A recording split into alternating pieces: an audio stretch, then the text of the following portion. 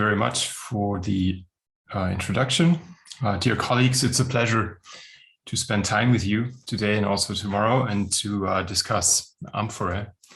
I feel honored to have the opportunity to contribute to this workshop with a paper on the late Iron Age amphora from el-Burak. Thank you to Tatiana, Massimo, and Alfonsina for the invitation and the organization of this workshop.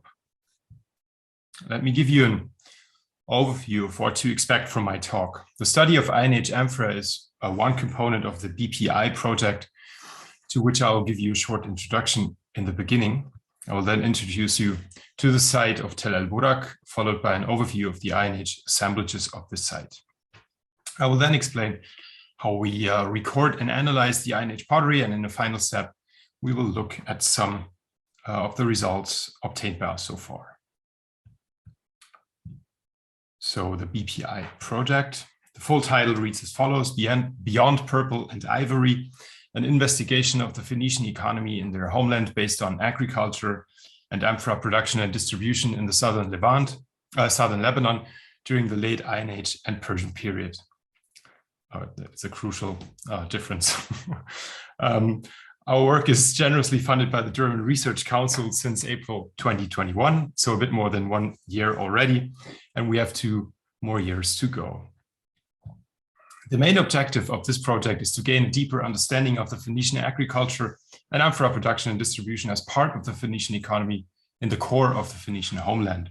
Our research strategy is based on the investigation of 3 distinct but interconnected areas of study, marking our 3 major objectives: natural environment and land potential, primary production and processing of agricultural produce, and the production, distribution, and consumption of Phoenician carinated shoulder amphorae. Following the strategy will eventually and hopefully lead us to a deeper understanding of the Phoenician economy in the homeland. I give you a very quick overview of what we actually do within these 3 different objectives. So for objective 1, we will assess the agricultural potential and organization, as well as the connectivity of the study area. And this is done by my PhD student, Julia Rummel, through a GIS-based analysis. And it also includes ground truth verification, soil analysis, and survey work, which we already started. Then objective 2, we'll continue our excavations at Tel el-Burak with a focus on the agricultural installations. And we'll also do analyses of botanical and faunal macro and micro remains. And objective 3, finally, is the multidisciplinary analysis of Phoenician carinated shoulder amphora, and I will talk about that more today. So the site, Tel el-Burak, is a relatively small site situated directly at the Mediterranean coast, some 9 kilometers south of Sidon, and only about 2 kilometers north of Sarepta. It is one of the few sites in Lebanon with an Iron Age occupation that is not occupied by a modern settlement. The Lebanese German excavations at the site started in 2001 and continue until today, under the direction of Ellen Sader from the American University of Beirut, Jens Kamla from the University of Tübingen, and myself from Heidelberg University. So far, 13 4-week excavation seasons have been conducted at Tel el-Burak. The initial occupation of the site dates to the Middle Bronze Age 1, when a palace, and you see the ground plan of this palace in green on the right, was built there. After the Middle Bronze Age 1, the site was abandoned and resettled roughly 1,000 years later during the late Iron Age, during the second half of the 8th century, and it was again abandoned around the mid of the 4th century at the end of the Persian period. The last occupation of Tel el-Burak dates to the late Mamluk and early Ottoman period, when a farmstead was built on top of the tell. A sequence of late Iron Age and Persian period superimposed building remains was uncovered in Area 3. And you see a detail of these architectural remains on the left, and Area 3 is marked blue in the top plan on the right. And here you have some pictures of the excavated buildings in Area 3, just to give you an impression of how the excavated building remains actually look like. It's all stone architecture as far as we can tell. Based on the building remains in Area 3, we established a stratigraphic sequence for this area with 5 phases E to A, phase E being the oldest, starting in the second half of the 8th century. We correlated the el-Burak phases using pottery collections from well-stratified contexts with Lehmann's assemblages and the contemporary Iron Age strata from Sarepta and Tyre, and you have all of this in the table on the left. A second concentration of Iron Age contexts is situated in Area 4 to the southeast of Area 3, also marked in blue on the plan, outside of the settlement, which was enclosed by a large surrounding wall. So the settlement was enclosed by the surrounding wall, and Area 4 is outside the wall. In Area 4, we uncovered a large wine press dating to the early phases of the Iron Age settlement, and we think phase E and D, and then it fell out of use somewhere in the 6th century. This wine press is the first of its kind from the Phoenician homeland and provides clear proof for the cultivation of vines and the extensive production of wine, which clearly surpassed the needs of a single or several single households. We think that this installation served for the processing of grapes into wine for commercial purposes on a large scale. And of course, amphorae are directly related to this production as they served as containers to store and more importantly, transport the wine. So let's take a look at the Iron Age pottery from el-Burak. The Iron Age pottery mainly comes from secondary contexts in areas 3 and 4, as indicated by the blue stars in the plan. We interpret most of the stratified deposits containing Iron Age pottery as waste discarded by the inhabitants of the settlement. In Area 3, the relevant contexts were encountered on top of the phase E surrounding wall and inside the settlement. In Area 4, large amounts of pottery sherds were dumped in the immediate vicinity outside and abutting the surrounding wall. Primary contexts with in situ pottery are unfortunately exceptionally rare at el-Burak, but we have some. A context with in situ crushed amphora was discovered in house 3. I will show you this on the plan. So this is house 3 here, and this is the room which you see here on the photographs.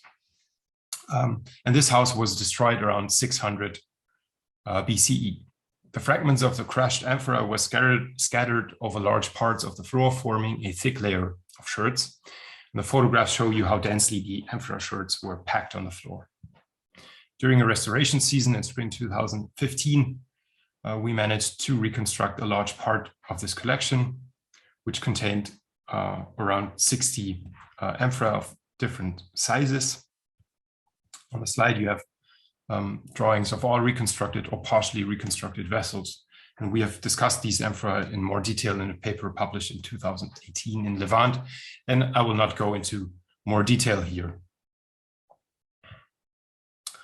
For the analysis of the Iron Age pottery, we combine form typological, morphometric, petrographic, and geochemical analyses of late Iron Age vessel fragments to come to meaningful conclusions about the role and significance of amphora in the economy of the Phoenician homeland.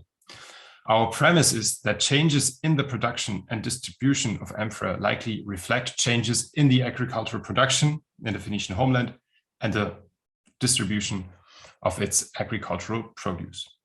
Amphora can therefore be used to gain insights into an important part of the Phoenician economy. In order to reach this goal, we aim at understanding and explaining, number one, the development of diagnostic features, rims, shoulders, handles during the late Iron Age and Persian period as precisely as possible. Number two, changes in production, and three, intra and interregional distribution. Let's take a look at the material.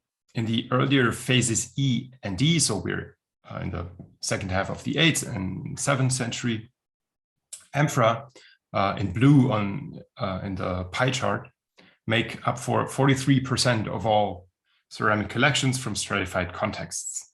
The second largest vessel group is bowls and plates in orange in the pie chart. During phases C to A, the number of amphorae increases to an overall of 66%, being by far the largest vessel group.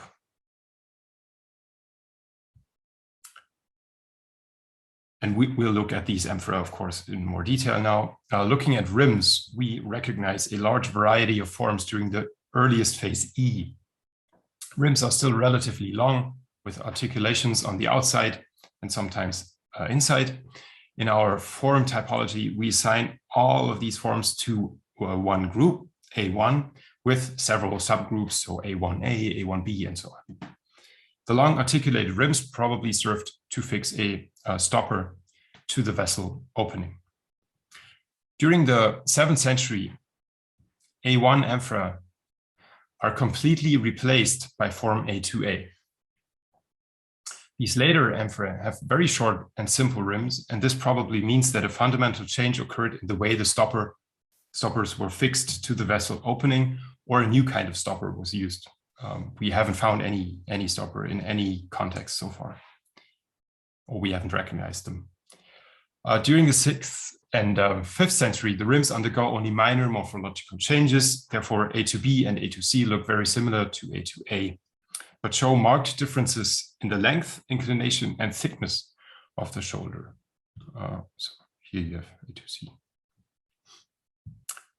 In order to be able to describe and interpret these changes more accurately and objectively, we measured certain features of the upper parts of the amphorae of a few hundred sherds and then analyzed them statistically. As these results have also already been published in the paper I already mentioned, I will not go into detail here, but only summarize the results. As we have already seen, rims or necks, depending on your terminology, get shorter. The same is true for the shoulders, which become both shorter and thicker over time. Also, vessel size is reduced. And looking at standard deviation, we notice an increase in standardization over time. As you might have noticed, the sample size for this study was relatively small in order to produce results which are statistically more significant and consequently more meaningful. We are now increasing the sample size in the frame of the project, which I already introduced to you in the beginning, including not only material from el-Burak, but also from contemporary contexts from Sarepta and Beirut. As I said, the study is a component of the BPI project. I already mentioned this. All in all, we are aiming at recording and analyzing around 3,000 amphora sherds from these 3 sites. And to record and analyze such a quantity of data in less than 3 years poses a major challenge for our project. To meet this challenge, we developed a new method for the large-scale documentation of pottery sherds through simultaneous multiple 3D model capture using structure from motion. This method has several advantages over the conventional approach of drawing and photographing. It is much less time-consuming in the field. It does not rely on expensive equipment and uninterrupted power supply, and it produces better, that is, more accurate and more objective data. What we do in simple words is fix 8 sherds to clamps on a so-called pottery tree. And you see this here. And take a lot of pictures of them while rotating the tree on a turntable. The photographs are then processed using the software Agisoft Metashape to generate a 3D model to which texture is added in a final step. We have recently started a collaboration with 2 colleagues from Italy who developed a software for automatic shape recognition and a measuring of the 3D models. The output of the software will allow us to do our statistical analysis without prior measuring the sherds manually, which would be very time-consuming. We conducted our first study season using the described method earlier this year and managed to record 2,200 sherds in only 3 weeks. The data is now processed at our department here in Heidelberg, and you will see some of the first results just in a second. I would like to take this opportunity to express my deep gratitude to all of the team members. Every one of them did great work and contributed to a very successful season. And in the picture, you see them celebrating on the last day of the season in spring. In the final part of this presentation, I would like to address one more point: amphora handles. People who do not share our enthusiasm about amphora might ask why I would concentrate on the most boring part, handles, of an already very boring vessel class amphora. With the following slides, I would like to convince you that by studying amphora handles, we can gain interesting insights into the interrelation between amphora production and their distribution by human carriers. Or expressed differently, we can understand human decision-making in the context of production and distribution. We have already looked at how the morphology of the upper part of the amphora changes over time, so rims and shoulders. The same is true for amphora handles. For el-Burak, we can differentiate between 3 amphora handle forms, and these are called 6A, B, and C. 6A is the earliest form occurring in phase E, followed by 6B in phases E and D, and finally by 6C, which is only present in phases C to A. Okay, that means that we can roughly date archaeological contexts also with just amphora handles, but this is neither new nor very surprising. Let's take a closer look at how the handles are made and attached to the body, and what we can learn from looking at the handles of how the amphora were handled. The earliest 6A handles are well-rounded and carefully smoothed, and I hope you can see this in the illustrations, and all of these are the 3D models we produced. No joints are visible where the handles are attached to the body of the amphora. So I mean this part, yeah. This is well smoothed and nothing is visible.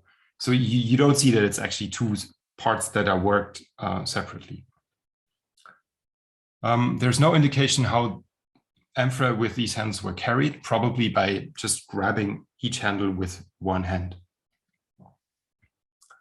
The 6B handles are less carefully worked and finished.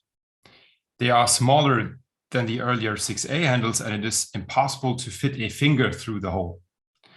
Joints are not smoothed over and are clearly visible, as indicated by the green arrow.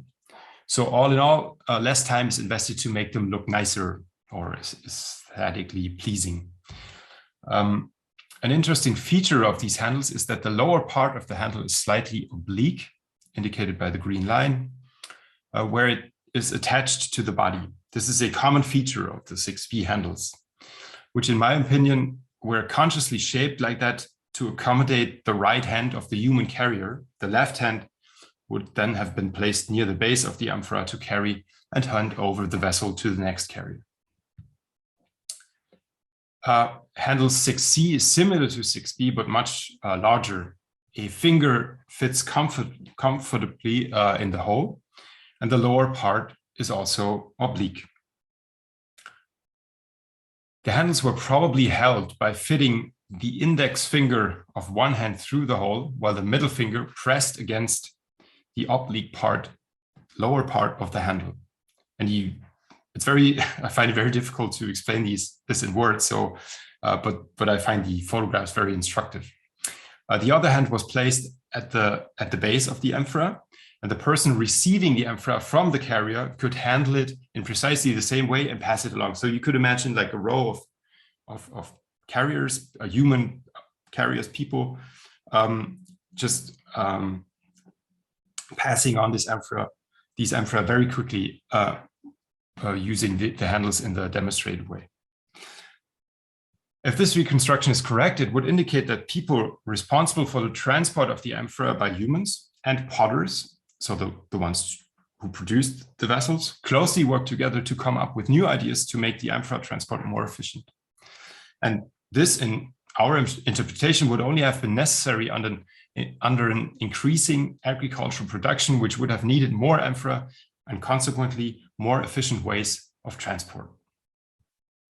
To sum up, the production of amphora increases over time from the later 8th to the 7th century, and then again during the following centuries. And the increase in production is associated with an increase in standardization, as well as with a considerable decrease in rim forms. The rims get much shorter, and the new rim form indicates a change in how the vessels were closed. Vessels are generally less carefully worked, resulting in a less pleasing appearance, and this is particularly evident when looking at the handles. The handles are intentionally shaped to facilitate the transport of the amphora by human carriers. All the described developments and more, in my opinion, be tied to a desire to make the transport of agricultural produce more efficient and also more lucrative. This in turn points to an increase in agricultural production and finally to a thriving Phoenician economy in the 7th century. Thank you very much for your attention.